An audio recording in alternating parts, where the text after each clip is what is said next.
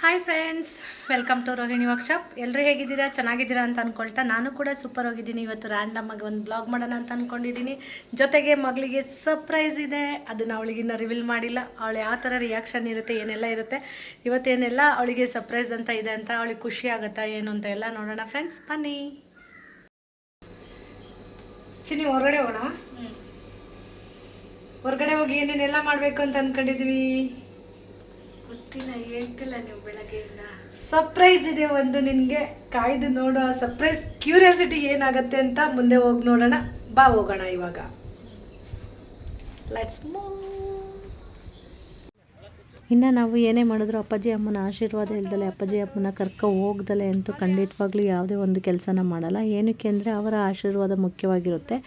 ನಾನು, ಅಪ್ಪಾಜಿ, ಅಮ್ಮ, ಇನ್ನು ನನ್ನ ತಂಗಿ ಪಾಪು, ಮೌಲ್ಯ ಹೋಗಿದ್ವಿ. ಮೌಲ್ಯನಿಗೆ ಎಷ್ಟೋ ಸಮಯ ತನಕ ಗೊತ್ತೇ ಆಗಲಿಲ್ಲ. ಏನಕ್ಕೆ ಅಂದರೆ ನಂದು ಇನ್ನೊಂದು ಗಾಡಿ ಸರ್ವೀಸಿಗೆ ಬಂದಿರಬೇಕು, ಮೇ ಬಿ ಏನೋ ರೆಡಿ ಮಾಡಿಸ್ಕೊಳಕ್ಕೆ ಬಂದಿರಬೇಕು ಅಂತ ಅವಳಿಗೆ ಅದನ್ನೇ ಹೇಳ್ತಾಯಿದ್ವು. ಸುಮ್ಮನೆ ತಮಾಷೆಗೆ ರೇಗಿಸ್ತಾನೆ ಇದ್ವಿ. ಏಕೆಂದರೆ ಬುಕ್ ಮಾಡಿ ಆಲ್ರೆಡಿ ನಾವು 1 ತಿಂಗಳು ಮುಂಚೆನೇ ಬುಕ್ ಮಾಡಿದ್ವಿ ಆ್ಯಕ್ಟಿವ್ ಹೋಂಡ ಬುಕ್ ಮಾಡಿ ಇನ್ನು ಬಂದ್ವಿ. ಫಿಟ್ಟಿಂಗ್ಸ್ ಎಲ್ಲ ಆಗಬೇಕಿತ್ತು, ಇನ್ನೊಂದು ಸ್ವಲ್ಪ ಫಿಟ್ಟಿಂಗ್ಸ್ ಮಾಡಿಕೊಡ್ತೀವಿ, ಒಂದು 1/4 ಗಂಟೆ ವೆಯ್ಟ್ ಮಾಡಿ ಅಂತ ಹೇಳಿದ್ರು. ಇದೇ ಗಾಡಿ ನಿಂತಿರೋದು ಹೊರಗಡೆ.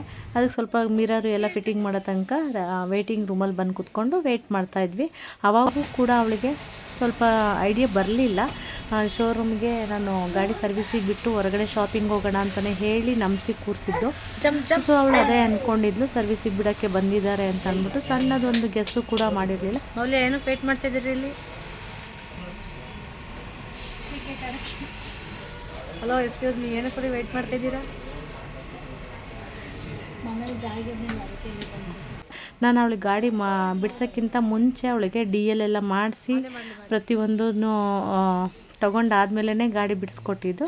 ಸೊ ಆ ಟೈಮು ಅವಳು ತುಂಬ ಎಕ್ಸೈಟೆಡ್ ಆಗಿದ್ಲು. ಅದು ಗೊತ್ತಾದಾಗ ನಮಗೂ ಕೂಡ ಖುಷಿ ಆಗ್ತಿತ್ತು.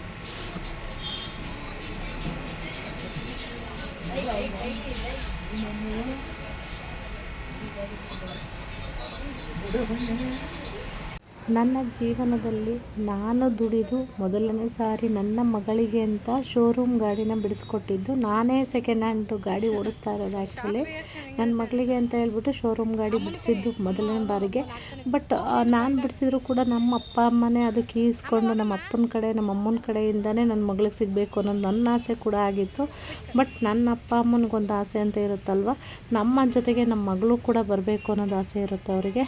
ನಮ್ಮ ಅಪ್ಪ ಅಂತೂ ಖುಷಿ ಅವ್ರಿಗೆ ಹೇಳೋಕ್ಕಾಗ್ತಿರ್ಲಿಲ್ಲ ಮೊಮ್ಮಗಳಿಗೆ ಗಾಡಿ ಸಿಗ್ತಾಯಿದೆ ಅಂತ. ಫುಲ್ಲು ಖುಷಿಯಲ್ಲೇ ಕೀಸ್ಕೊಂಡು ಮೊಮ್ಮಗಳಿಗೆ ಕೊಡ್ತಾಯಿದ್ರು. ಸೊ ನಾವು ನಮ್ಮ ಅಪ್ಪ ಅಮ್ಮನ ಕಡೆಯಿಂದ ಸಿಕ್ಕಿದ್ರೆ ನಮಗೂ ಕೂಡ ತುಂಬ ಏಳಿಗೆ ಆಗುತ್ತೆ, ಒಳ್ಳೆಯದಾಗತ್ತೆ, ಫ್ಯೂಚರಲ್ಲಿ ಏನೂ ಆಗಲ್ಲ ಅಂತ ನನ್ನ ನಂಬಿಕೆ. ಆಮೇಲೆ ನಮ್ಮ ಅಪ್ಪಾಜಿ, ಇಲ್ಲ ನೀನು ಬಾ, ನೀನು ಬಿಡಿಸ್ತಿರೋದು ನೀನೇ, ಇಲ್ಲ ಅಂದರೆ ಹೇಗೆ ಅಂತ ಹೇಳ್ಬಿಟ್ಟು ನನ್ನ ತಂಗಿ ಅಪ್ಪಾಜಿ ಅವರು ಹೇಳಿದ್ರು. ಸೊ ಎಲ್ಲರೂ ಒಂದು ಸಾರಿ ಕೀ ಇಟ್ಕೊಂಡು ಫೋಟೋ ತೊಗೊಳ್ಳೋಣ, ಹಂಗೆ ವಿಡಿಯೋ, ಒಂದು ಸಣ್ಣ ವ್ಲಾಗಿಗೆ ವಿಡಿಯೋನೂ ಮಾಡೋಣ ಅಂತ ಹೇಳಿ ನಾನು ಕೂಡ ಹಾಗೆ ಕೈ ಜೋಡಿಸ್ದೆ. ಹಾಗೆ ನನ್ನ ತಂಗಿನೂ ಕರೆದು ಎಲ್ಲ ಒಟ್ಟಿಗೆ ನಾವೆಷ್ಟು ಜನ ಗಾಡಿ ತೊಗೊಂಡು ಬರೋಕ್ಕೆ ಹೋಗಿದ್ವಿ ಅಷ್ಟು ಜನನೂ ಒಂದು ವಿಡಿಯೋ ಮಾಡ್ಕೊಂಡ್ವಿ. ನನ್ನ ಮಗಳು ಖುಷಿ ತುಂಬ ಚೆನ್ನಾಗಿತ್ತು. ಅವಳಿಗೆ ಎಕ್ಸ್ಪ್ರೆಸ್ ಮಾಡೋಲ್ಲ ಅವಳಿಗೆ, ಬಟ್ ಅವಳು ಮನಸ್ಸಲ್ಲಿ ತುಂಬ ಖುಷಿ ಪಡ್ತಾ ಇಲ್ಲ. ಅದು ನೋಡಿ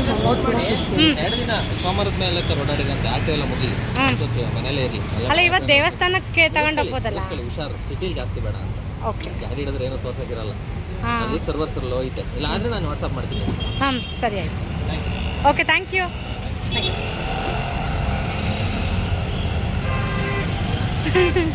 ಮೂವ್ ಮಾಡು ಸ್ವಲ್ಪ.